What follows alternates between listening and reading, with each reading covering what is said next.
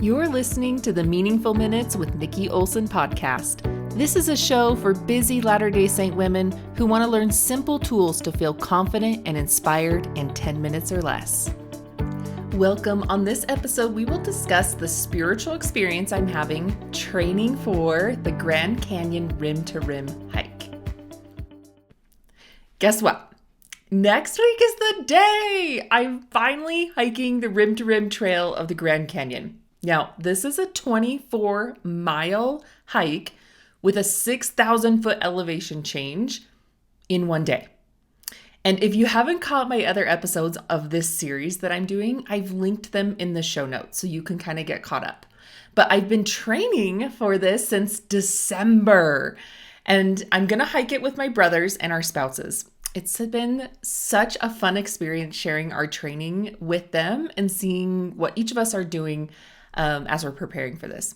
And if you go back and listen to these episodes, you'll see that I was inspired by an amazing woman, Abi Ayres, that I interviewed, and she is the reason I'm even doing this hike. So when I was listening to her tell her story of the hike, I had this clear voice, the Spirit, tell me that I had to do this hike. And then as I was questioning the Spirit why I needed to do such a thing, then the Spirit told me, this is not a physical goal. This, for you, is a spiritual goal. And since this is a spiritual podcast, I thought I would document my journey with what the Spirit is teaching me along the way. Now, like part one of this series of the episodes, I don't want this to just be about me. I want you to learn from my lessons as well. So I've created a worksheet with my additional 3 lessons I've learned and a question for you to explore on how you can apply these lessons to your life as well. So just click the link in my show notes and you can download this worksheet. So since I'm just going to jump into it and teach you these additional 3 lessons that I have been taught while training for my Rim to Rim hike. Since the lessons 1 through 3 are on episode 45, I'm going to start with lesson 4 here. So lesson number 4 is that when someone is doing better than you, it doesn't discount your efforts. Now, I know this might be like a no-duh lesson for you, but stick with me because this one is I'm still working on. So every 2 weeks, I've been trying to increase my mileage on my long walks by 2 miles. Now, these 2 miles have been a stretch for me. So I've been super excited about my progress and what I've been able to do.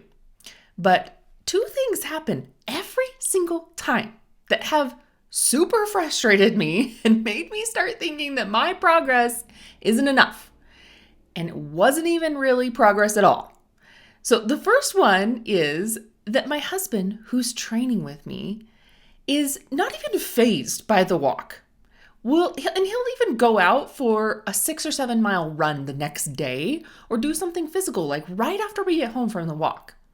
I, on the other hand, am beat, and it usually takes me a day of serious recovery to get back on my feet. And I'm doing better as I train, but when I see him not even fazed by it and go push himself harder right after, the natural man in me starts beating me up and telling me how my effort actually isn't even good enough. And then the second thing that happens is that I usually text my brothers our hike progress, which is usually followed by my little brother's progress. And inevitably, his hikes are usually way faster and way more intense in nature. For example, when we walked 14 miles and I sent them my progress, my brother sends us his 14-mile hike that he just finished too, which at a glance, I saw that we actually went about the same speed.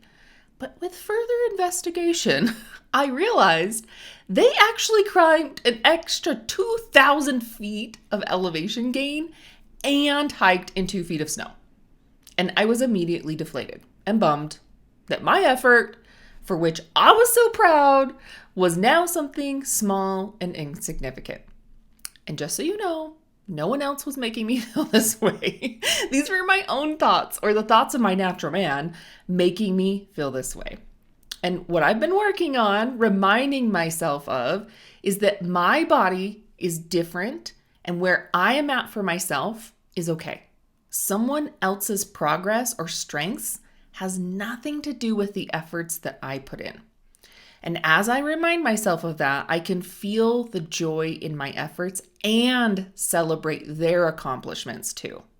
There isn't a one or the other. So can you think of a situation where you are comparing your growth with someone else's strength and it's causing you to not want to continue? So on this worksheet that I created for you, for this episode, I want you to write down your situation. And then I want you to also write down something you can do in those situations so that you can be happy for that other person, plus celebrate where you're at in your journey. I had to interrupt today's episode to ask you a question. Would you like to create consistent spiritual habits without adding more to your to-do list? Most people read the scriptures to form a connection with God, but often the scripture reading becomes just another thing to check off your to-do list every single day. And most women don't even actually feel a connection that they're seeking. So how do you expect to form a powerful relationship with God, to feel healing and love and hear direction and wisdom when you've never learned how to receive power from the scriptures? Just do the reading. When you become a receiver and are connecting with God, you can finally feel efficient and motivated to tackle the day, discern God's direction every moment, and lead your family and have endurance mentally and physically to deal with the challenges every single day. Well, that's exactly what my free masterclass, Creating a Consistent Spiritual Routine, will do for you. In this 25-minute free masterclass, you're going to create a non-checklist spiritual routine without spending hours in the scriptures. You'll discover what is causing you to look at the gospel as a checklist rather than a relationship, so you can feel more accomplished in your day. And understand how to go from a doer to a receiver in the gospel so that you can access God's power daily. So click the link in my show notes and enroll in this free masterclass, Creating a Consistent Spiritual Routine, today. All right, back to today's episode. Okay. Now, this lesson I'm in the midst of working on, but the more that I recognize it in the moment, the more motivated I am to continue on. Okay, lesson number 5 is the hard that you do today will be the easy of yesterday. Now, let me say that again. The hard that you do today will be the easy of yesterday. Okay, follow me here.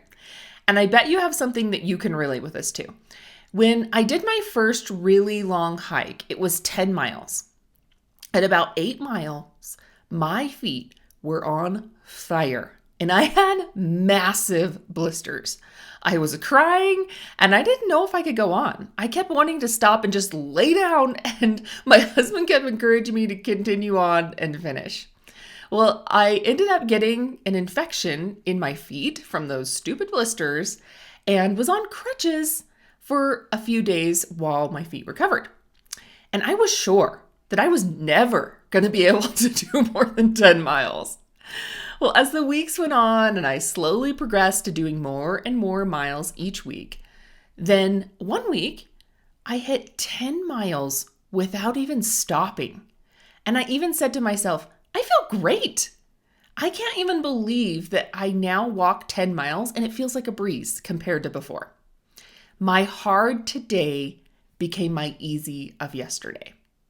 As I slowly progressed and got more strength and endurance, those miles I thought would be impossible were actually miles I do now with ease. Are there things in your life right now that seem so hard and nearly impossible to accomplish? Write those things down on the worksheet. Now, what are the ways that you can slowly progress in small ways each time you encounter this situation so you can slowly build that strength and endurance? Okay, now for lesson 6. You can't take oil from other people and reap the benefits in the end. Again, another no duh moment, right? But when you actually experience a situation that you heard about your whole life, it takes on a whole new meaning. Almost every hike we've went on, about halfway through, I tell my husband that he should just run ahead and get the truck and come back and get me. And every time he declines and encourages me to keep going because he knows that if I don't do the work now, there is no way he can go get that truck at the Grand Canyon and come pick me up at the bottom. If I don't do the work now, then I won't have the strength to continue on later when I really do need that extra strength. So, what in your life are you not building up your own oil in your lamp to use for later? Is there something that you're relying on others for or refusing to strengthen yourself in because you will just do it later? How can you take small steps towards building that strength now so that you can use it later? Okay, if you haven't already, remember to download the worksheet so you can write all your answers on it there and put in those small, consistent efforts that you can do to strengthen yourself for the future in each of those areas. All right, now there's not going to be an episode next week because I'm going to be with my family preparing for this big hike. But be sure to follow me over on social media because I'm going to share what I learn as I go. And in 2 weeks, I will see you again with a new episode. I hope these minutes you spent with me were meaningful, helped you feel inspired, and more confident. If you liked today's episode, check out the show notes for links to other episodes you might like too. And while you're there, in my show notes, look for the links to my website, social media, and free handouts for remembering how to implement the skills. Thank you for listening to the Meaningful Minutes podcast with Nikki Olson.